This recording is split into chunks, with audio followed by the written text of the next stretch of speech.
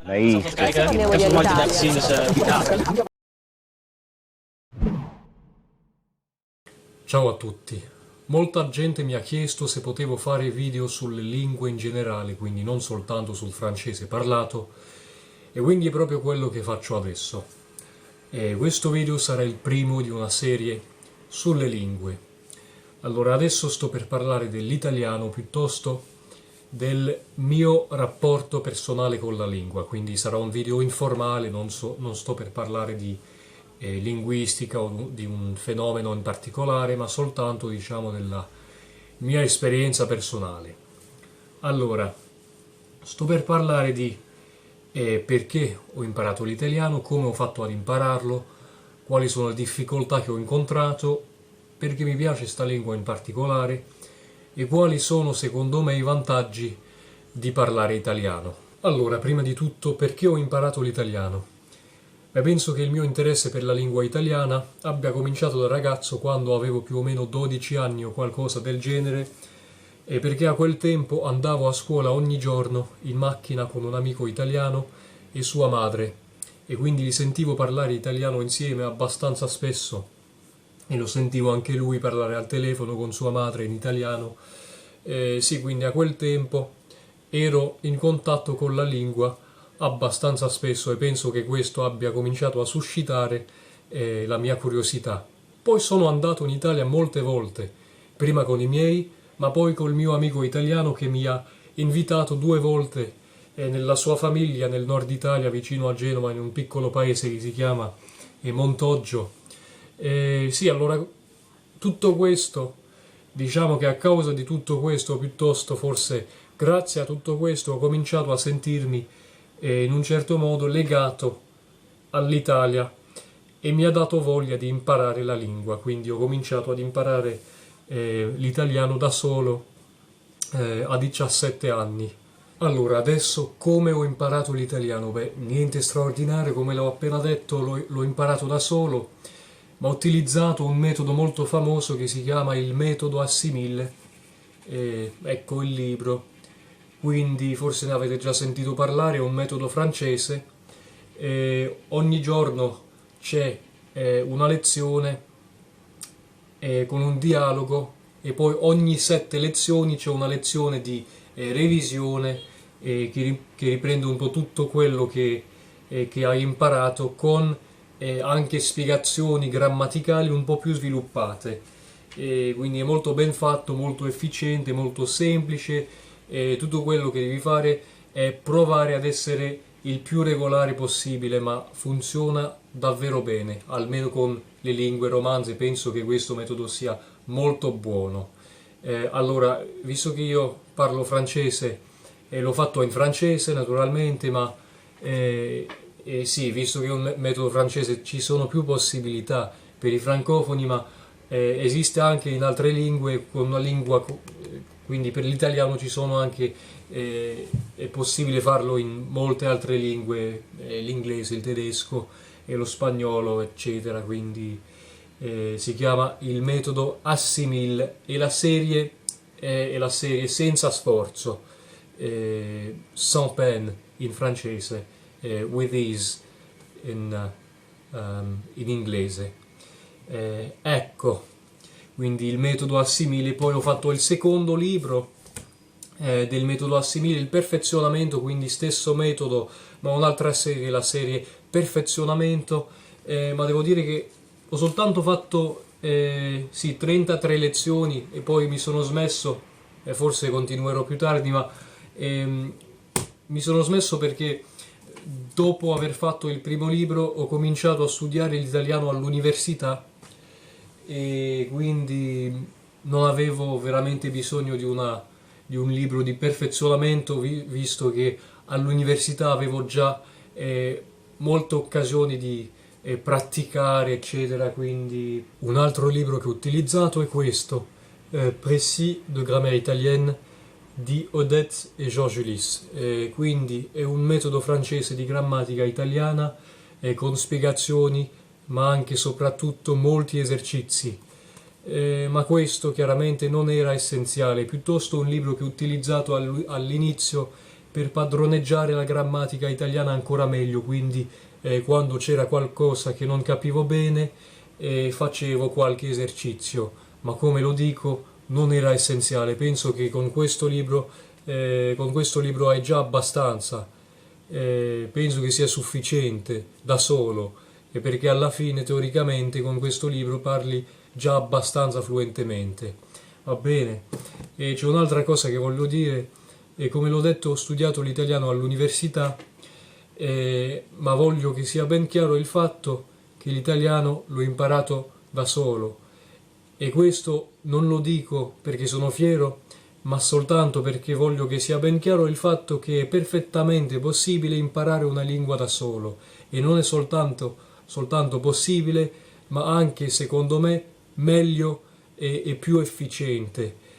Quindi all'università, naturalmente, ho imparato, ho studiato la linguistica, la letteratura, eccetera, ma per quanto riguarda la lingua stessa, quindi padroneggiare la lingua, saper parlare bene, naturalmente avevamo corsi, ma io, ve lo giuro, non ho imparato quasi niente. E allora c'è anche un'altra esperienza che mi ha aiutato, anche se non ho veramente imparato l'italiano grazie a questa esperienza, perché parlavo già abbastanza bene prima di farlo, ma comunque mi ha aiutato a fare un tandem linguistico. Quindi ho fatto un tandem con una ragazza italiana che faceva un Erasmus nella mia università, quindi parlavamo francese e italiano insieme. Lei correggeva i miei errori in italiano e io correggevo i suoi errori in francese. Quindi questo tipo di esperienza penso che sia molto interessante, perché prima di tutto hai molte occasioni per praticare, ma soprattutto parli sempre con la stessa persona, e quindi questa persona ti può aiutare a correggere i tuoi errori ancora meglio. Sì, quindi penso che il tandem linguistico sia un'esperienza interessante se funziona bene, e per me ha funzionato bene, quindi mi ha aiutato a migliorarmi, a migliorare il mio italiano. Ecco, allora adesso quali sono le difficoltà che ho incontrato? Prima di tutto, chiaramente, l'italiano globalmente è stato una lingua molto facile da imparare per me, visto che sono francofono, e quindi il francese e l'italiano sono due lingue incredibilmente simili, tanto per quanto riguarda la grammatica che il vocabolario, e quindi non ho avuto molto da imparare, ma comunque c'è stato almeno una cosa che ho trovato abbastanza difficile, sì, penso che sia stata la difficoltà maggiore, è il congiuntivo, perché il congiuntivo esiste anche in francese, nella coniugazione francese, ma noi abbiamo soltanto il congiuntivo presente, o piuttosto abbiamo anche il congiuntivo imperfetto, ma non si usa quasi mai, si usa soltanto in certi casi nella letteratura, ma nella vita di tutti i giorni non si utilizza mai, mentre in italiano però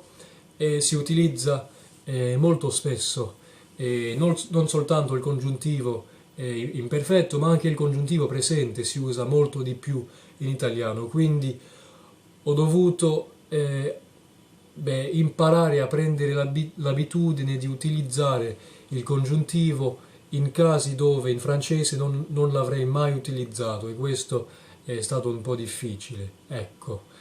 Tranne questo, globalmente, come l'ho detto, era molto facile per me, perché sono francofono, ma diciamo che il fatto che queste due lingue, quindi il francese e l'italiano, sono così simili, crea nuove difficoltà, perché anche se globalmente è molto facile, diciamo che, visto che sono così simili, devi fare attenzione ai falsi amici, perché ce ne sono molti, ma anche a differenze grammaticali sottili, quindi devi fare attenzione, visto che sono così simili. È facile fare piccoli errori dappertutto. Ecco, quindi queste sono le difficoltà che ho incontrato. Allora, adesso perché mi piace l'italiano? Prima di tutto mi piace perché mi piace il paese dove si parla, ma tranne questo, per quanto riguarda la lingua stessa, penso che l'italiano sia una lingua molto estetica, è come se fosse costruita per essere bella. Voglio dire che in italiano ci sono pochi suoni, poche vocali, poche consonanti, ma soprattutto pochi gruppi consonantici. Ci sono pochi gruppi consonantici complessi come esistono in molte altre lingue.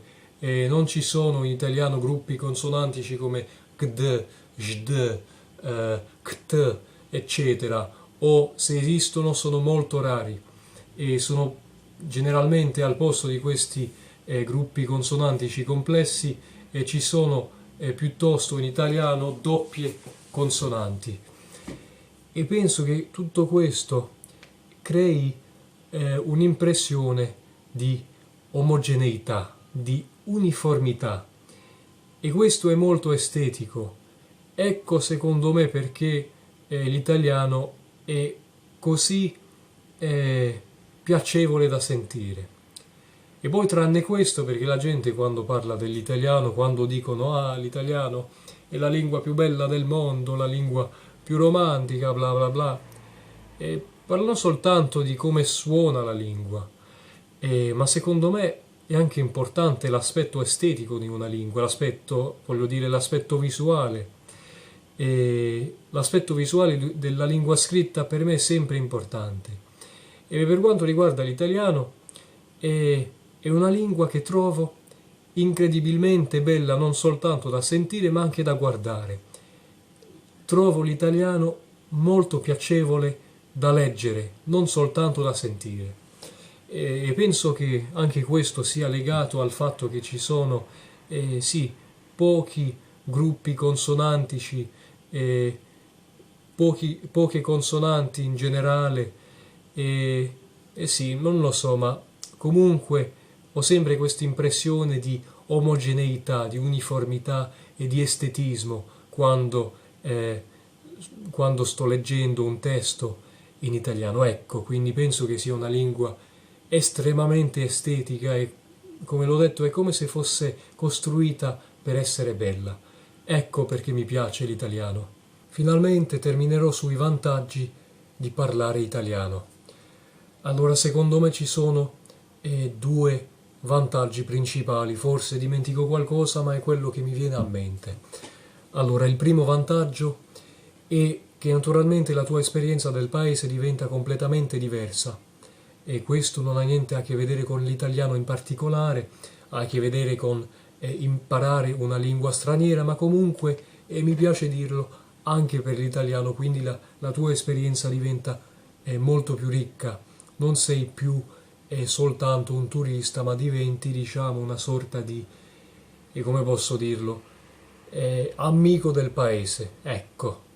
E quindi la tua esperienza del paese diventa molto più interessante, più ricca, più piacevole, ecco. E quindi questo è il primo vantaggio. Poi il secondo vantaggio, naturalmente l'aspetto culturale. L'Italia è un paese con un patrimonio culturale assolutamente immenso. Quindi se impari l'italiano hai accesso a una cultura straordinaria, ecco. E quindi può essere interessante per tutti, ma soprattutto per esempio per chi studia la storia dell'arte, per poter studiare in Italia o lavorare in Italia, o anche per chi studia la letteratura, visto che la letteratura italiana è molto ricca, ma ha anche avuto un'influenza sulla letteratura europea in generale, quindi sì, penso che sia molto interessante imparare l'italiano per l'aspetto anche culturale. Ecco, va bene, spero che vi sia piaciuto questo video. I hope you liked this video. I hope I have motivated those of you who want to learn Italian, or those of you who are already learning Italian. And if you're Italian and you've been watching this video, I hope you enjoyed hearing me talk about my experience learning your beautiful language. And if I made any mistake, please let me know. I'm always eager to learn, so any correction would be most welcome. Alright, and I also wanted to let you know that I have created a Facebook page, so here's the address, so if you want to follow me, just go like it. Alright, see you next time, folks.